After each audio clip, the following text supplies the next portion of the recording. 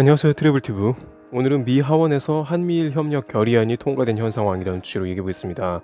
일본의 추가 수출 규제 보복 조치가 예고되는 등 한일 양국의 갈등이 달아오르고 있습니다.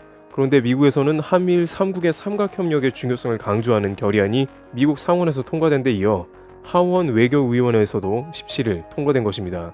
내용은 미국의 외교, 경제, 안보 이익을 위한 건설적이고 미래지향적인 한일 관계를 촉구하는 내용입니다. 이것은 현재 일본의 수출 규제 조치 가운데 미 의회의 차원의 움직임이 활발하게 일어나는 모습 중의 하나로 미국의 역할이 점점 더 적극적으로 변할 것이라는 예상이 되고 있습니다. 엥겔 위원장은 이것을 지난 2월 대표 발의했습니다만 최근 한일 갈등이 악화 일로로 치닫자 이번에 상임위를 통과한 것으로 보이고 있습니다. 엥겔 위원장은 한국과 일본 사이의 긴장이 고조되는 것에 대해 매우 걱정스럽다고 우려를 나타낸 뒤 한일 양국이 서로 간에 미국과 협력을 할 수 있는 능력을 회복하는 길을 찾기를 촉구한다고 말했습니다. 역시 이 대목에서도 한일 갈등이 장기화할 경우 북한의 대응을 포함한 동북아시아 안보에 필수적인 한미일 공조에 차질이 빚어질 수 있다는 우려 등과도 무관하지 않은 것입니다.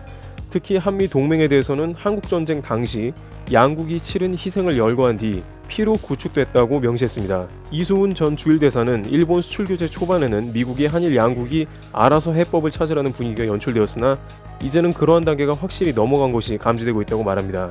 미 국무부에서 초기에는 중립을 유지했다가 이제는 심각하다는 인식에 도달했다는 것을 다양한 국무부 소식통을 통해 접했다는 것입니다.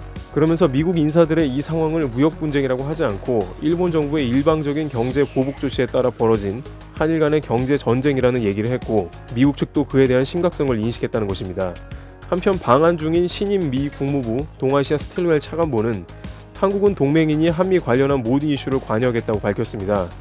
그는 강경화 장관 등을 만났고 현재 한일 간의 긴장 상황에 엄청난 관심이 집중된 것을 알고 있다면서 기본적으로 한국과 일본은 이 민감한 이슈를 해결해야 하며 해법을 곧 찾기를 희망한다고 말했습니다. 또한 한일 간 협력 없이는 어떠한 중요 이슈도 해결될 수 없다며 대화 재개를 통해 이 문제가 해결되도록 노력해 나가겠다고 강조했습니다. 이에 따라 미국이 한일 갈등 해소를 위해 어떤 역할을 할 것인지 주목되고 있습니다. 미국도 경제 부분은 물론이고 군사 및 동북아시아 정세가 복잡하게 얽힌 상황에 일본의 갑작스러운 도발은 부담이라는 관측이 나오고 있습니다. 일각에서는 트럼프 대통령이 묵인하는 게 아니냐는 추측이 있습니다만 관계자들은 양국의 동맹이 균열되는 것을 미국이 지켜본다는 것은 우려스러운 판단이라며 현재 미국 측에서 상황을 심각하게 인식했고 점점 적극적으로 나서려는 움직임이 나오므로 지켜봐야 한다는 것입니다.